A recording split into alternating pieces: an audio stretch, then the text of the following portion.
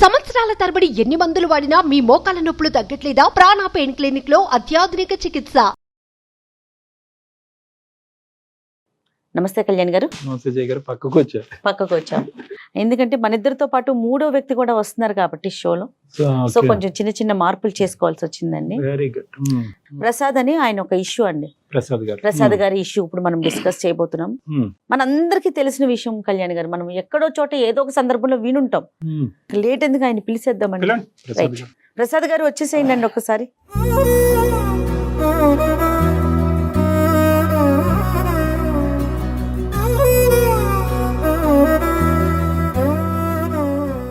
ఒక్కసారి మీ సమస్య ఏంటో ఒకసారి చెప్పండి. నా పేరు ప్రసాద్ మేడం. వైజాగ్లో ఉండేవాడిని. హైదరాబాద్కి వచ్చి సెటిల్ అవుదామనే ఆలోచనతో 1 year బ్యాక్ ఇక్కడికి వచ్చాను. అందరిలాగే నేను కూడా అన్ని రకాల ప్రయత్నాలు చేశాను జాబ్ కోసం. రీసేల్ కార్ కంపెనీలో జాబ్ వచ్చింది మేడం. సంతోషం. శాలరీ 10,000. అది రీసేల్ అని పేరుకే కానీ మేడం, కార్ షోరూమ్ మాత్రం ఒక న్యూ కార్ షోరూమ్ అంత అందంగా తీర్చిదిద్ది ఉన్న ఆ అట్మాస్ఫియర్ అది నాకు నచ్చి జాయిన్ అయ్యాను మేడం. ఇంకోటి ఏంటంటే ఆ మేనేజ్మెంట్ వాళ్ళు నాకు ఎవ్రీ కారు నేను నా చేతుల ద్వారా అమ్మి పెడితే ఒక కార్ మీద 5,000 రూపీస్ కమిషన్ కూడా నాకు ఇస్తానని మాట ఇచ్చారు మేడం. ఫస్ట్ మంత్ నేను 3 కార్స్ సేల్ చేశాను సార్. సంతోషం. అంటే 3 5s 15,000 ప్లస్ నా శాలరీ 10-25,000 వచ్చింది సార్. ఇవన్నీ ఏంటంటే ప్రీమియం లగ్జరీ కార్సా? బాగా లగ్జరీ ఉన్నవి తక్కువ ఉంటాయి, ఎక్కువగా మిడిల్ క్లాస్ వాళ్ళవి ఉన్నాయి. 1 by 1 నేను ఎక్కువగా సేల్ చేయడం, నా కమిషన్ పెరగడం కూడా జరుగుతుంది. సంతోషం. ఆ వచ్చిన డబ్బులతో నేను చక్కగా నా కొలీగ్స్ ఒక 50 members వరకు ఉంటారండి ఆ షోరూంలో. మొత్తం బాయ్ నుంచి మొత్తం అందరు కూడా వాళ్ళకి స్వీట్స్ అవి పంచడం అవి చేయడం జరిగింది సార్. కానీ కొంతమంది వ్యక్తులు మాత్రం వాళ్ళు మనస్ఫూర్తిగా తీసుకుంటున్నట్టు నాకు అనిపించట్లేదు సార్. ఉంటారులేండి, ఆ జాతి ఉంటూనే ఉంటుంది. అయితే అయినా సరే నేను నా దృష్టి మాత్రం నా కెరియర్ మీద పెట్టాను సార్. Good good. ఎవ్రీడే నేను ఎవరో ఒకరిని పరిచయం చేసుకోవాలి, కార్ అమ్మాలి, అదే నా యాటిట్యూడ్. ఇంకా నాకు వేరే వర్క్ లేదు. సో నేను డే బై డే చేస్తే ఆఫ్టర్ 6 months నేను 1 fine day నేను చూసుకుంటే ఆ మంత్లో 10 cars సేల్ చేశాను సార్. 10 into 5 50,000. అదే టైంలో మా బాస్ బిఫోర్ వీక్లోని నాకు శాలరీ కూడా హైక్ చేశారు సార్. 25,000 చేశారు. సో నేను 75,000 ఫస్ట్ టైం నా లైఫ్లో గెయిన్ చేసిన మంత్ సార్ అది. సూపర్. నమ్మబుద్ధి కూడా కావట్లేదు సార్. నాతో పాటు ఉండి అసలు లేనిపోయినవన్నీ బాస్ దాకా కొన్ని విషయాలు నా దగ్గర జరుగుతున్నాయి కూడా వెళ్ళిపోతున్నాయి సార్. జస్ట్ అవి చూడడానికి చిన్నవే అనిపిస్తున్నాయి. నాకు ఈరోజు ఇంత పరిస్థితి అవుతుందని నేను అనుకోలేదు సార్. సో మీకు పడినటువంటి వాళ్ళు చాలా మంది ఉన్నారు అక్కడ, చాలా మందో కొంతమందో ఎదురుకుంటే బాగానే మాట్లాడుతున్నారు సార్. వదిలేండి, మీరు కాకపోతే వేరే వాళ్ళ ద్వారా వెళ్ళింది కదా అక్కడ గుంపులోనే. సార్ ఈ 50 membersలోని నాకు పడని వాళ్ళు చాలా మంది కనిపిస్తున్నారు సార్. కానీ అందులో ఒక అమ్మాయి ఉన్నారు సార్.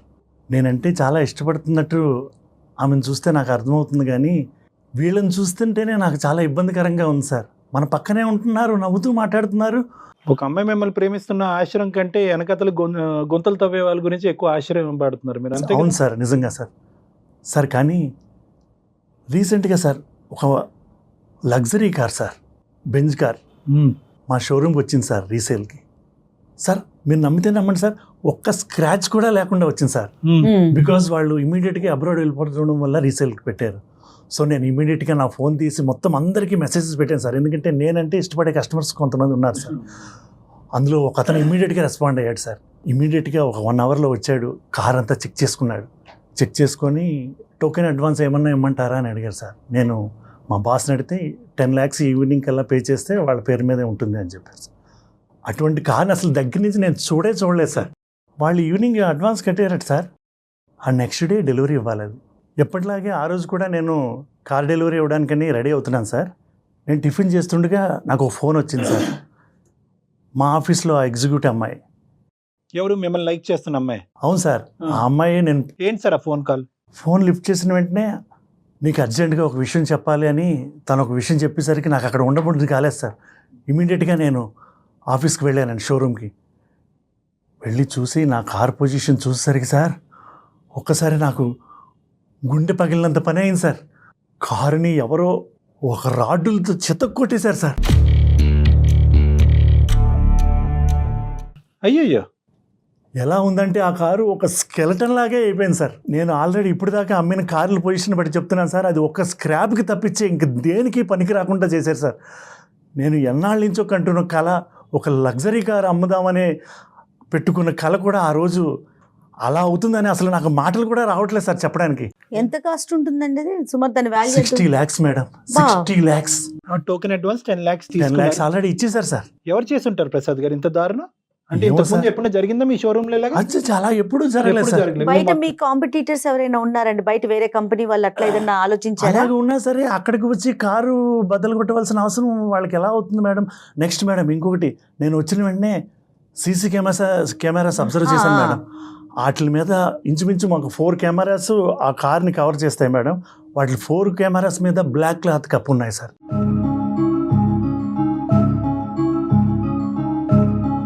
ప్రసాద్ గారు, ఇప్పుడు కెమెరాస్ మీద క్లాత్ వేసింది అన్నారు, ఎవరి మీద అనుమానం ఉందా? ఇప్పుడు కాంపిటీటర్స్ వచ్చే అవకాశం లేదంటున్నారు. అవును మేడం.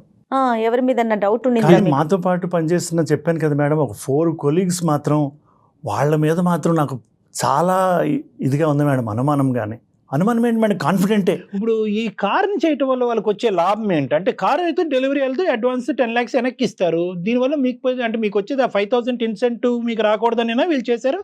లేదంటే మేనేజర్ దగ్గర మీరు మార్కులు కొట్టకూడదనా? సార్ ఇప్పుడు ఆ కారు బద్దలు కొట్టినట్టు ఎవరు కొట్టారో తెలియతే ప్రూఫ్ లేకపోతే మొత్తం దాని మీద ఉన్నదంతా నా మీద పడి నాకు అక్కడి నుంచి జాబ్ పోవడం. కానీ ఏముంది సార్ ఈ రోజుల్లో, సీసీటీవీలు కప్పారు, ఓకే, ఎవిడెన్స్ అది పోలీసులు రాబట్టే విధంగా రాబడతారులేండి. బయట ఎవిడెన్స్లు దొరుకుతాయి, చుట్టుపక్కల షాపుల ఎవిడెన్స్లు ఇవన్నీ రకరకాలు ఉంటాయి. పోలీసుల దగ్గర లేనటువంటి బ్రహ్మాస్త్రం ఉంటుంది. వీళ్ళు తెలివితేటలు ఉంటే వాళ్ళు తెలివి మీరిన వాళ్ళు అయి ఉంటారు. కానీ ఇన్సూరెన్స్ ఆబ్వియస్లీ ఇలాంటి కార్స్ కి ఇన్సూరెన్స్ సార్, ఉంటుంది. ఇన్సూరెన్స్ ఆ థాట్ కూడా నాకు వచ్చింది సార్. ఇన్సూరెన్స్ మీకు ప్రూఫ్ ఉండాలి కదా సార్, ఏదైనా యాక్సిడెంట్ Evidence. అయితేనే కదా ఇన్సూరెన్స్ వాళ్ళు ఇస్తారు. కాదు ప్రసాద్ గారు, కంప్లైంట్ ఇవ్వటం చేశారా? జరిగిందా? ఇమీడియట్ గా వచ్చారు మేడం పోలీసులు. వాళ్ళు చేయవలసిందంతా చేశారు, చూశారు, నాకు అడిగారు మీకు ఎవరి మీద అనుమానం ఉందా అని. నేను వాళ్ళకి చెప్పాను, వాళ్ళు ఎంక్వైరీ చేశారు, చూస్తాము చేస్తాము మళ్ళీ ఇన్ఫార్మ్ చేస్తామని వెళ్ళారు మేడం.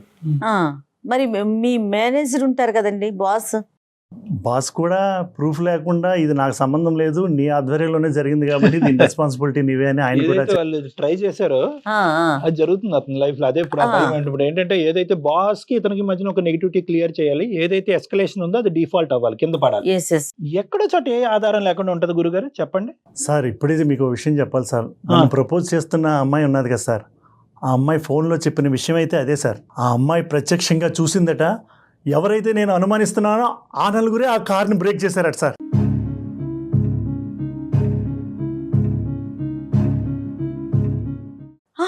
చూసింది మేడం, చూసి కానీ ఒక విషయం చెప్పింది సార్, ఇది మాత్రం నేను బయటకి చెప్పను, విట్నెస్ చెప్పను, అలా చెప్పినట్టయితే నేను సూసైడ్ చేసుకుంటానని చెప్పింది సార్.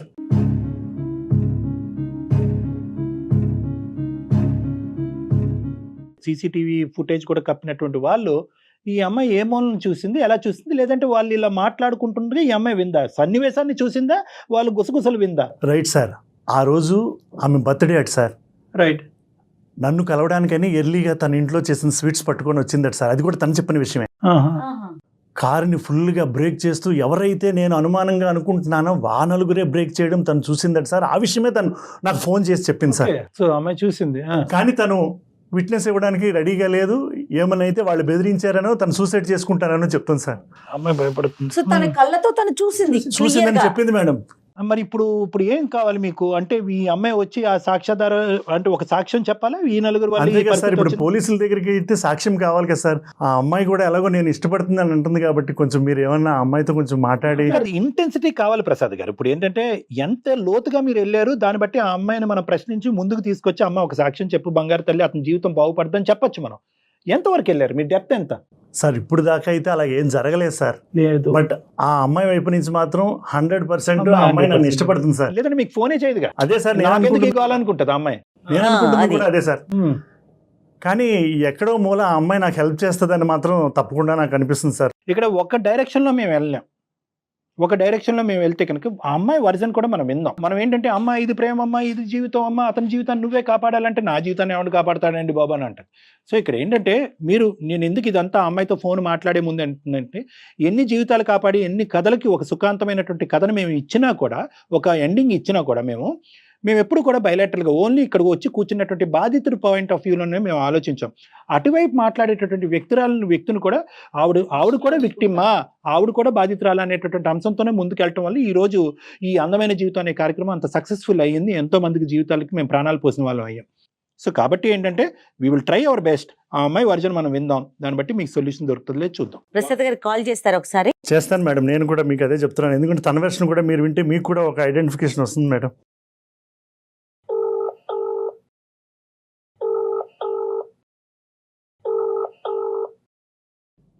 హలో హలో వేద, ప్రసాద్ గారు, నువ్వు ఎక్కడున్నావు ఇప్పుడు? ఆఫీస్ లో ఉన్నానండి. ఆహా, ఇంకెవరైనా వచ్చారా? పోలీసులు అని ఎవరన్నా వచ్చారండి, వచ్చి చూసి ఎంక్వైరీ చేసి వెళ్తూ ఉన్నారు. మీరు ఆఫీస్ కి రాలేదండి? కార్ టెన్షన్లో ఉన్నాను వేద. ఇప్పుడైనా నేను రిక్వెస్ట్ చేస్తున్నాను, నువ్వు ఒకసారి నాకు ఈ ప్రాబ్లం నుంచి బయటపడే మార్గం ఏమన్నా చెప్పచ్చు కదా? ప్రసాద్ గారు, ఒక 2 minutes అండి, నేను ఆఫీస్ లో ఉన్నాను. ఓకే ఓకే ఓకే పైకి వచ్చి మాట్లాడతాను. Okay, okay. టెర్రస్ పైకి వెళ్తాను. ఒక 2 minutes.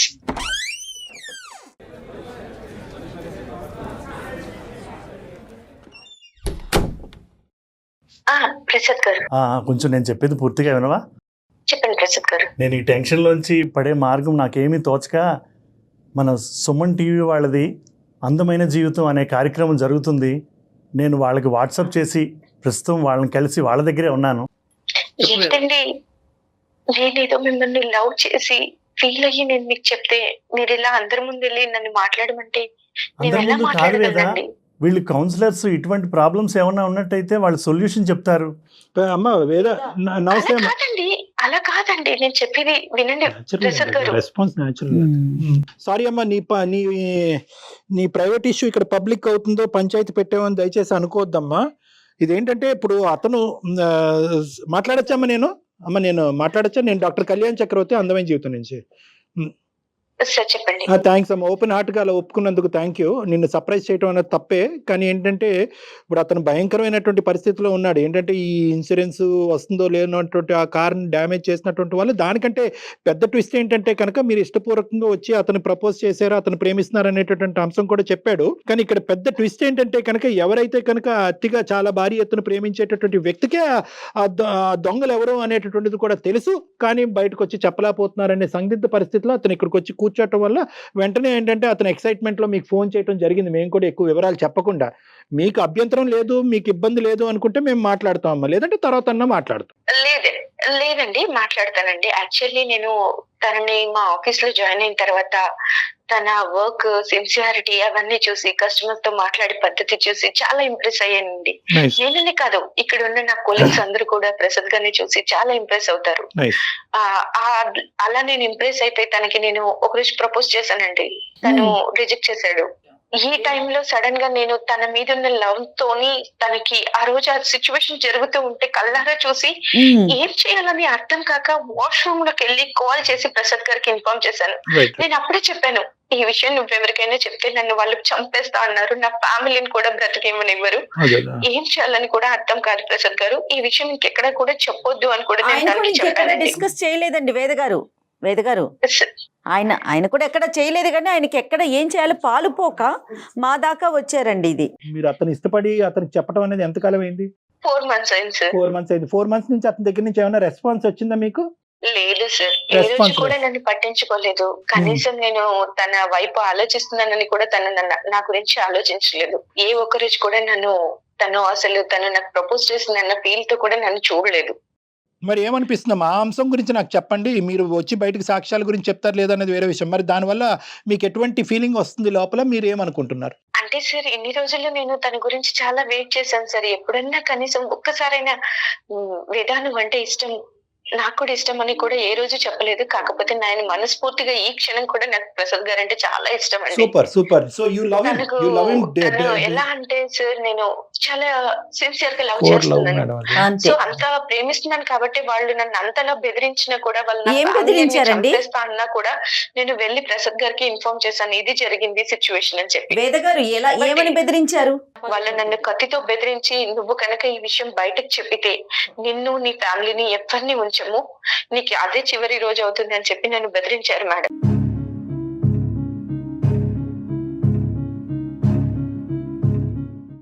నువ్వు ఆ రోజు చూసింది నాకే ఎందుకు చెప్పాలనిపించింది చెప్పు నీకు?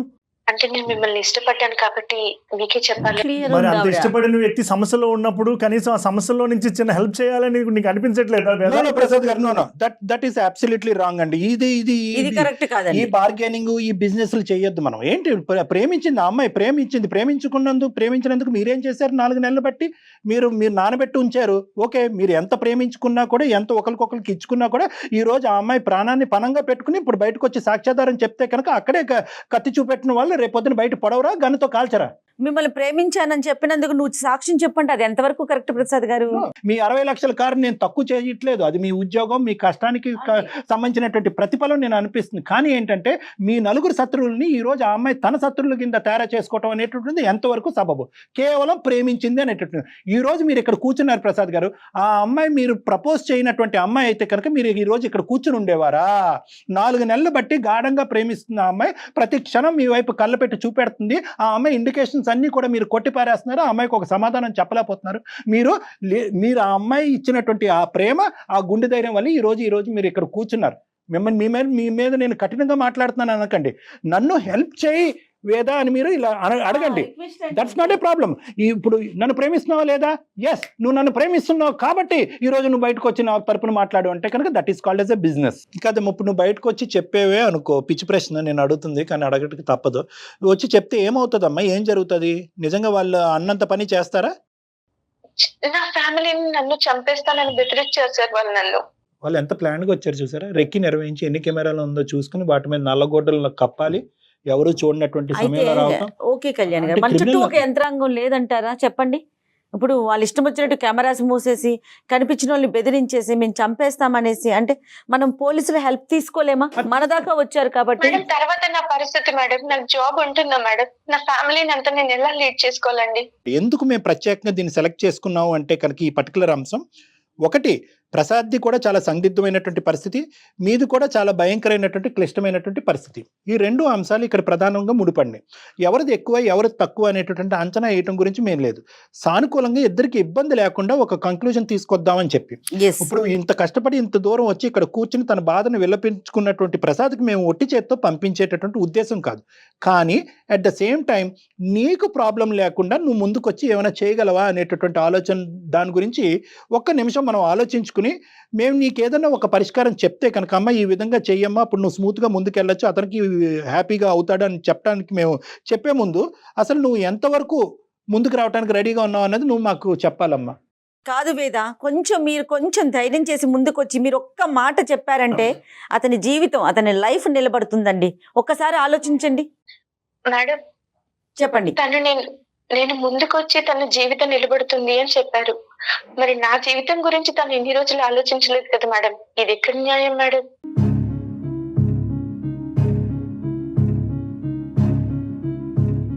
సో అతను ఐ లవ్ యూ చెప్పడంలో డిలే చేశాడు కాబట్టి ఈ రోజు మీరు వెనకడిగేసి ఆలోచిస్తున్నారా? అలా తిరిగిపోతుంది కదంతా కూడా. అంటే సార్ నేను ప్రాణంగా ప్రేమించాను అని ఇన్ని రోజుల నుంచి చెప్తే ఏ ఒక్క రోజు కూడా నన్ను పట్టించుకోలేదు సార్. నువ్వు ప్రేమ గురించి మాట్లాడుతున్నావా? ఒక బాధితుడి స్థానంలో ఉండేటువంటి మనిషికి హెల్ప్ చేయటం చేయకపోవటం గురించి మాట్లాడుతున్నాం. ఈ రెండిట్లకి ఎందుకు ముడి పెడుతున్నారు మీరు? నేను ప్రేమించాను కాబట్టి హెల్ప్ చేయడానికి ముందుకు వస్తాను అంటున్నాను సార్. నా పరిస్థితి ఏంటి అని ఆలోచిస్తున్నాను. ఆ హెల్ప్ చివరి వరకు వెళ్ళాలి. నిజంగా నువ్వు ప్రేమించుకోవటం గురించి హెల్ప్ చేయాలి. ఏమంటే ఆ 4 పేర్లు అతను చెప్పానంటే అతను సావేదో అతను సావమన్నాడు అంటే కనుక నువ్వేం చిన్నపిల్లవు కాదు. నువ్వు అక్కడ ఉన్నటువంటి ఏకైక సాక్ష్యాధారం నువ్వైనప్పుడు నిజంగా నువ్వు అక్కడి వరకు వెళ్ళింది, చివరి వరకు వెళ్ళి ఆ 4 పేర్లు పోలీస్ స్టేషన్లో చెప్పాలి. పోలీసులని నాకు ప్రొటెక్షన్ ఇవ్వండి, అతనికి ఎంత అయితే రిస్క్ ఉందో నాకు అంతే రిస్క్ ఉందని చెప్పి వాళ్ళని శిక్షించేటటువంటి పరిస్థితి వరకు తీసుకెళ్ళాలి. మీరు ఇప్పుడు అలా మాట్లాడట్లేదు మేడం. మీరు వచ్చి ముందుకొచ్చి చెప్పమంటున్నారు, నేను దానికి రెడీయే. మరి 4 నెలల వరకు నా ప్రేమను ఎందుకు నాంచాడు ఆ మహానుభావుని అడగండి అని మీరు చెప్తున్నారు. అసలు దానికి దీనికి ముడేంటమ్మా? ఈ రోజు ఏంటంటే మీరు అతన్ని ప్రేమిస్తున్నారు, అతను మిమ్మల్ని ప్రేమిస్తున్నారా లేదా అనేటటువంటిది agenda number 2, not agenda number 1. Exactly. Agenda number 1 ఏంటంటే మీ కళ్ళెదురుగుంటా మీరు ఇష్టపడినటువంటి వ్యక్తి చిన్న వయసు నుంచి ఎంత కష్టపడి ఈ స్థాయి వరకు వచ్చినటువంటి ఒక వ్యక్తి, సిన్సియర్గా ఆనెస్ట్గా కష్టపడినటువంటి వ్యక్తి, తన కష్టాన్ని నమ్ముకుని కష్టపడినటువంటి వ్యక్తినికి నలుగురు దొంగలు మోసం చేసి అతనికి వెన్నుపోటు చేసేటటువంటి ప్రయత్నం చేసినప్పుడు ఒక మానవత్వ హృదయంతో మీ కడుపు రగిలిపోయి పోలీస్ ప్రొటెక్షన్ మీకు తీసుకుంటూ అతన్ని కాపాడేటటువంటి ప్రయత్నం చేద్దామా లేదా అది చెప్పండి, అంతే. చాలా కరెక్ట్ గా అడిగారండి, సూటిగా, అంతే. ఇంకా సరే సార్, నా ప్రాణాలకు తెగించి నా ఫ్యామిలీని కూడా పక్కన పెట్టి నేను ప్రసాద్ గారి కోసం వచ్చి నిజం చెప్తాను సార్. అమ్మ, ఇప్పుడు సమయం సందర్భం వచ్చింది కాబట్టి నేను ఒక మాట చెప్తాను. నీ ప్రాణాలకి మా ప్రాణాలు అడ్డు. ఎస్, మీడియా పరంగా మేము హెల్ప్ చేస్తాం, మేము అడ్డుగా నిలబడతాము. జయ గారు ఉన్నారు, మాకుండే పేరు పలుకుబడి, మాకుండే ఇన్ఫ్లుయెన్స్ మాకు ఉంది, మేము మాట్లాడతాము. పోలీసులు అనేటటువంటి వాళ్ళు ఉన్నారు, వాళ్ళు ఏంటంటే అతని ప్రాణాలు మీ ప్రాణాలు కాపాడటానికి ఎవరు రెడీగా ఉంటారు. ఇక 2 ఇష్యూస్ అమ్మ. ఒకటి ఏంటంటే కనుక మీరిద్దరూ ప్రేమించుకుంటారా, తర్వాత మీరు కలిసి ప్రయాణం చేస్తారా, విడిపోతారా, ఏమనుకుంటారా అనేటటువంటిది అది మీ ఇష్టానికి వదిలేస్తారు. అది ఆ ఎజెండా అనేది ఈ రోజు మనం ఇక్కడ పబ్లిక్ గా డిస్కస్ చేయవలసినటువంటి అవసరం లేదు. ఎందుకంటే ప్రేమ అనేటటువంటిది ఇద్దరిలోని ఆవిర్భవించవలసినటువంటి అవసరం ఉంది. అతని కెరియర్ మీద కాన్సన్ట్రేట్ చేస్తున్నాడు, ఇప్పుడు మెంటలీ ఆ అంశంలో డిస్టర్బ్ అవ్వాలి అని అనుకోవట్లేదు. ఇక్కడ ఏంటంటే ఇక్కడ ఒక మనిషి ఉద్యోగాన్ని తీసి పక్కన పెట్టండి అమ్మ, ఈ ఉద్యోగం కాపాడతారా అతను కాపాడతారని. వీళ్ళు ఎవరైతే ఉన్నారో రేపొద్దున ప్రసాద్కు చేయొచ్చు, ఎక్స్కు చేయొచ్చు, వైకి చేయొచ్చు. ఈ ఎక్స్ వైకి చేసేటటువంటి క్రమంలో ఎవరో బయట వ్యక్తి చూస్తే కనుక అదే వాళ్ళ మీద కూడా కత్తో కటారో పట్టుకుని వెళ్ళి వాళ్ళ మీద కూడా దాడి చేసేటటువంటి అవకాశం. ఇక్కడ ఇటువంటి క్రిమినల్స్ని పట్టివ్వటం అనేటటువంటి బాధ్యత మీకెంతుందో మాకు కూడా అంతే ఉంది. కాబట్టి ఈరోజు మీకు పూర్తి స్థాయి సపోర్ట్ చేయడానికి మేము రెడీగా ఉన్నాం. ఎగ్జాక్ట్లీ కదమ్మా. సమాజంలో ఇలాంటి వ్యక్తులు ఉన్నంతసేపు ఒక మనిషికి ఎదగటానికే భయం వేస్తుంది, ఒక మనిషి ప్రేమించడానికి భయం వేస్తుంది, ఒక మనిషి బయటకు వచ్చి నిజం చెప్పడానికి భయం వేస్తుంది. కాబట్టి మనం అందరం పిరికిబందులాగా నెత్తి మీద గొడ్డలు వేసుకుని కూర్చోవద్దు మనం. కాబట్టి ఈరోజు ఒక బంగారమైనటువంటి అవకాశం వచ్చింది. ఏంటి ఆ బంగారు అవకాశం అంటే, ఈరోజు ప్రసాద్ నువ్వు ఎందుకు వచ్చి పబ్లిక్ చేస్తున్నావు, మన ఇద్దరు 4 గోళ్ల మధ్య మాట్లాడుకోవచ్చు అంటే 4 గోళ్ల మధ్య తెగేది కాదమ్మా. ప్రసాద్ ఇలా ఈరోజు ఇక్కడ చెప్పడం వల్ల అందమైన జీవితం సుమన్ టీవీ ప్రసాద్ తరపునే కాదు నీ తరపున కూడా ముందుకు నిలబడి ప్రయాణం చేయడానికి రెడీగా ఉంది అనేటటువంటి దానికి ఈరోజు ఈ కార్యక్రమం ఉపయోగపడింది. అర్థమవుతుంది కదమ్మా? సో నువ్వు పూర్తిగా ధైర్యంతో రా, మీ లొకేషన్, మీ ప్లేస్, మీ ఫోన్ నెంబర్ మొత్తం వివరాలు జయ మేడం గారికి ఇవ్వండి. మేమంతా నీతో పాటు జర్నీ చేసి ఇది అంతా కూడా ఒక మంచి కంక్లూజన్ వచ్చేంత వరకు మేము సపోర్ట్ చేస్తాం. మీకు ఫర్దర్ గా ఎలాంటి ఇబ్బంది లేకుండా ఇప్పుడు ఇదివరకు లాగా అంత బహిర్గతం చేయట్లేదండి. పోలీసు యంత్రం కూడా ఏది గోప్యంగా ఉంచాలో అది గోప్యంగా ఉంచటం, అంటే చెప్పిన వాళ్ళని కూడా బయటకు తీసుకొచ్చేసి మీ ఫేసులు చూపించేసి అట్లాంటి కార్యక్రమాలు ఏం జరగట్లేదండి. ధైర్యంగా ముందుకు రావాల్సిన సిచ్యువేషన్ ఇది మనమందరం కూడా. ప్రసాద్ గారు, వేద చాలా థ్యాంక్స్ వేద, ఐ లవ్ యూ వేద. Thank God. అమ్మా, ఈ లవ్ యూ ఎన్ని రోజులు వెయిట్ చేసింది ఇప్పుడు చెప్తున్నారు ప్రసాద్ గారు. ప్లీజ్ వేద ప్లీజ్, నేను చాలా ఎక్సైట్గా ఫీల్ అవుతున్నాను. నిజంగా నా సమస్య నుంచి సార్తో పాటు నువ్వు కూడా నన్ను బయటికి తీసుకొస్తున్నందుకు నాకు చాలా ఆనందంగా ఉంది. ఐ లవ్ యూ వేద, ఐ లవ్ యూ. ప్రసాద్ గారు, అమ్మా, అతను ఎంత సిన్సియర్ గా జెన్యున్ గా చెప్తున్నాడు అనేది మా కళ్ళతో మేము చూస్తున్నాం అమ్మా. నువ్వు ఏది కూడా ఇది నేను చెప్తాను అని ఒప్పుకున్నందుకు ప్రసాద్ గారు ముందుకు వచ్చి నాకు ఐ లవ్ యూ చెప్తున్నాడని దయచేసి మీరు అనుకోవద్దు. అతను ఏంటంటే ఇప్పటి వరకు కెరియర్ ఓరియంటేషన్, బరువు, బాధ్యత, సంపాదన తప్ప ఇంకొక ఆలోచన లేదు. కాబట్టి మీ ప్రేమ కూడా చాలా బలంగా గాఢంగా ఉంటారు. మీరు తొందరలోనే ఒకటవ్వాలి, పెళ్లి చేసుకోవాలి, ఆ పెళ్లికి మేము కూడా పెద్దలుగా రావాలి. రైట్ వేద, మీరేం కంగారు పడకండి. ఫర్దర్ గా ఏం చేద్దాం అనేది మనం మాట్లాడుకుందాం. Thank you so much. Thanks allot. All the best. God bless. God bless. Right Prasad గారు. థ్యాంక్ యూ ప్రసాద్ గారు. Good luck. ధైర్యంగా ఉండండి. సుమన్ టీవీలో మీ పర్సనల్ అండ్ బిజినెస్ ప్రమోషన్స్ కోసం కింది నెంబర్కి కాంటాక్ట్ చేయండి.